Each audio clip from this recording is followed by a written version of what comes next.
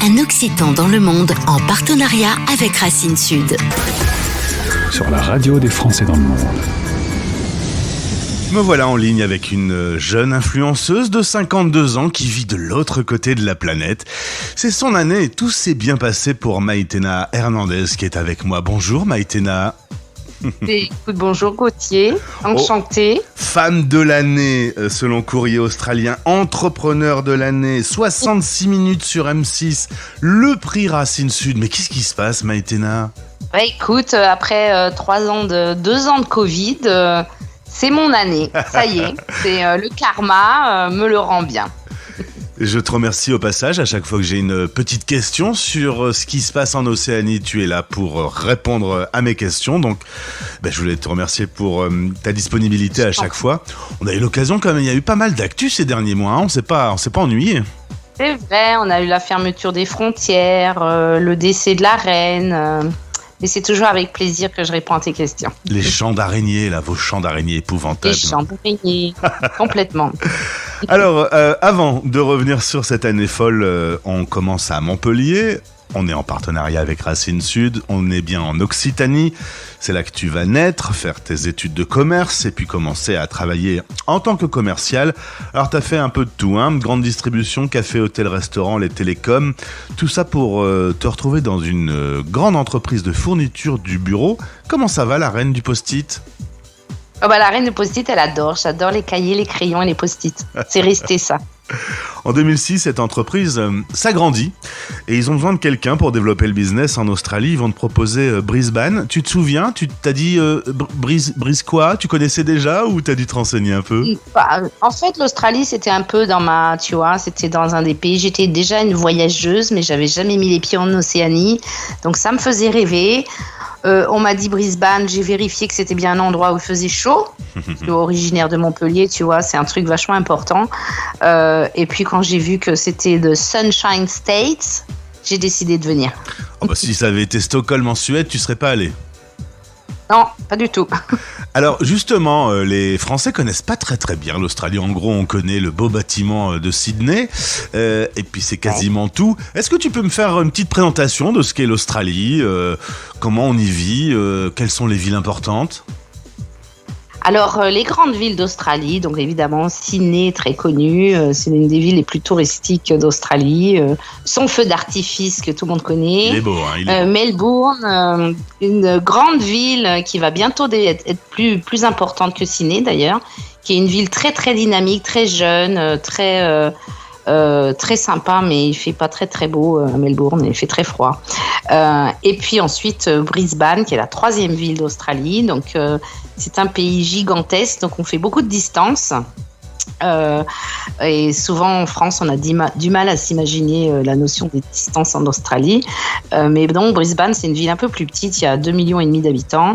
Mais l'Australie regorge d'animaux, de paysages incroyables. Donc on est très gâtés, on a des déserts, on a des îles, on a la grande barrière de corail et on a une faune absolument géniale qu'on voit partout. Et la vie en Australie est très douce, les gens sont très sympas, les gens sont très zen et chill et les gens s'entraident beaucoup, il y a beaucoup de respect entre les gens, donc il fait vraiment bon vivre en Australie au quotidien, on va dire. Le petit défaut, c'est qu'on est loin de tout et que je dirais le deuxième défaut, c'est évidemment en tant que Française, la bouffe. Toujours. Partout sur la planète, hein, je crois. Le leitmotiv. Mais à part ça, c'est un pays absolument génial, d'une part à visiter. Pour ces paysages. Alors c'est un pays lointain où il y a des distances énormes, donc effectivement il faut rester un certain temps pour pouvoir bien le visiter. Et puis au niveau du quotidien, c'est un pays sympa en termes de sécurité, en termes d'éducation, en termes d'emploi. Donc c'est plutôt un lifestyle sympa. Maïtena, moi j'ai eu l'occasion de traverser l'Australie grâce au film Priscilla folle du désert, un véritable film culte. Ah, j'adore. J'adore. Alors j'adore aussi, le film est culte du début culte à la fin. Mais alors quand on se retrouve à Yulara, on est au milieu du monde. On est au milieu du monde complètement. J'ai quelques anecdotes. Par exemple, pendant le Covid, j'ai dû trouver d'autres façons de survivre puisque mon entreprise était basée dans le tourisme. Je pouvais pas, j'avais plus de clients. Donc, j'ai travaillé en ferme et je suis allée travailler dans un élevage de bétail pas très loin d'ailleurs de l'endroit où a été tournée Priscilla Folle du désert, et pour aller faire mon shopping, donc juste aller acheter de quoi manger, je devais faire 300 km. Ah bah oui, évidemment, parce que c'est vraiment... Aller-retour. On le voit dans le 600 film, dans la journée. c'est un désert, tout le centre de l'Australie est un immense désert en fait. Il y a rien. Mais en fait, le rien est magnifique. Alors c'est vrai que tu es tombée très amoureuse de ce pays, au point que tu prends ton poste en 2006, reine du post-it, tu développes le business, la boîte te dit c'est tellement bien, tu vas aller à Sydney et tu vas devenir directrice commerciale avec du management, etc. Jusqu'à ce que tu pètes un petit boulon en 2012, une petite crise. C'est ça, ma petite crise d'adolescence un peu tardive. En 2006, j'avais fait une chouette carrière dans un grand groupe, mais je me retrouvais plus, je me sentais pas utile. Il y avait beaucoup de pression à délivrer des résultats toujours plus hauts. En 2006, j'ai démissionné un petit peu du jour au lendemain.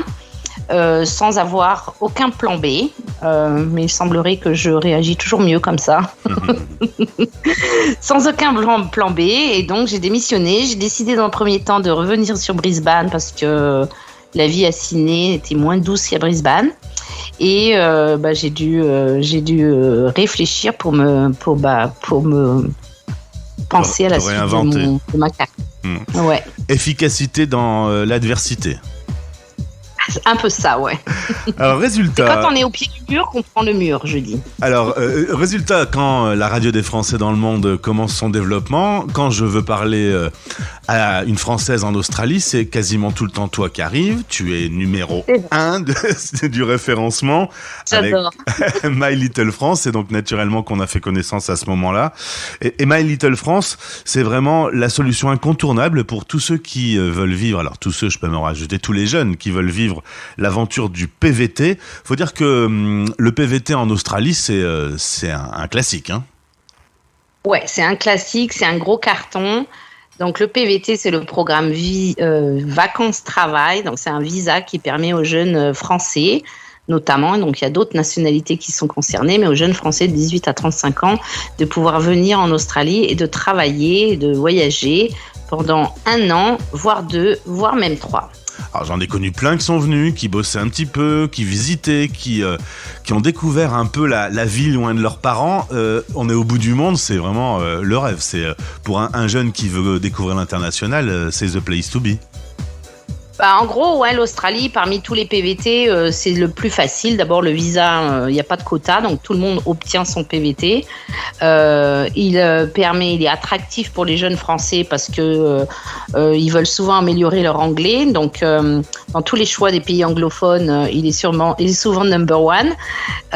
Et puis, il y a beaucoup de possibilités de travail parce que pour ces jeunes, quand ils viennent pendant 1 an, ils veulent voyager, mais ils ont besoin aussi de subvenir à leurs besoins. Et c'est un pays qui offre beaucoup de travail et des salaires qui sont très élevés. Et si j'ai bien compris ta philosophie, Maïtena, on le voit sur le site mylittlefrance.com, embarquez-vous dans une super aventure, relax, laissez-vous guider, ça va être le top. Toi, tu vois toujours la vie en rose. Hein. C'est ça, écoute, c'est quand même sympa, ils peuvent, je sais pas si tu as 18, 20, 30 ans, même 35, de vivre une aventure comme celle-là, je pense qu'à tous les âges, une expatriation comme ça change la vie, quoi. C'est des super atouts pour ces jeunes, ils apprennent sur eux-mêmes, et donc il y a plein de belles histoires, c'est chouette. Alors évidemment, double claque avec la pandémie, première claque déjà pour le tourisme, c'est pas terrible, et en plus, l'Australie applique une politique zéro Covid, on rentre pas, on sort pas, on est complètement coincé, ça n'a pas été le top. Non, là, la fille super positive, elle a un peu broyé du noir. Donc oui, gros choc. Mon entreprise du jour au lendemain a fermé ses portes parce que les frontières ont été fermées, on ne pouvait plus bouger.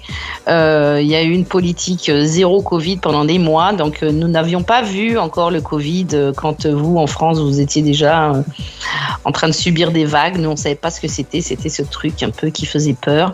Donc ça a été compliqué à tous les niveaux, on va dire. Mais par contre, aujourd'hui, tout ça est derrière, puisque ton entreprise est repartie à fond les gamelles. Je ne sais pas si c'est une expression très logique, mais bon, on va le dire. C'est ça. Ça grossit, ça embauche, ça se développe, tout va bien. Ouais, ça va super, on est vachement contents. Après 2 ans de galère, quand l'ouverture des frontières a été annoncée, ça donne un gros coup de patate, ça donne envie de mettre les bouchées doubles. Donc, il nous a fallu quelques mois pour se remettre sur pied. Mais là, l'année 2023, pour nous, c'est l'année... c'est comme si on repartait à zéro. Et donc, c'est super excitant. Ouais, on est contents. Je vais me permettre de parler de ta maman qui était présente lors de la remise du prix de Racine Sud. Toi, t'étais un petit peu loin. Par contre, la bonne nouvelle, c'est que vous allez enfin vous réunir en famille puisque depuis 4 ans, tu n'es pas rentré en France. Et là, c'est planifié. En août, tu seras sur ton territoire français. Ouais, c'est ça. En août, je rentre en France, à Montpellier, voir ma famille. Et ça fait déjà un bon moment. Donc, ouais, je suis super contente. Ça, c'est un ma petite carotte pour tenir jusqu'au mois d'août. C'est mon voyage en France. Prix de l'entrepreneur de l'année pour Racine Sud. Félicitations. Elle s'appelle Maïtena Hernandez. Sa société, c'est mylittlefrance.com. Si vous êtes jeune et que vous voulez faire un PVT, de toute façon, vous la croiserez là-bas. C'est sans doute elle qui vous accueillera. Merci beaucoup, Maïtena, pour cet échange. Je te remercie, Gauthier. Tu passes une super journée. À bientôt. Allez, ciao. Un Occitan dans le monde en partenariat avec Racine Sud. Retrouvez ce podcast sur le site de notre partenaire et sur françaisdanslemonde.fr.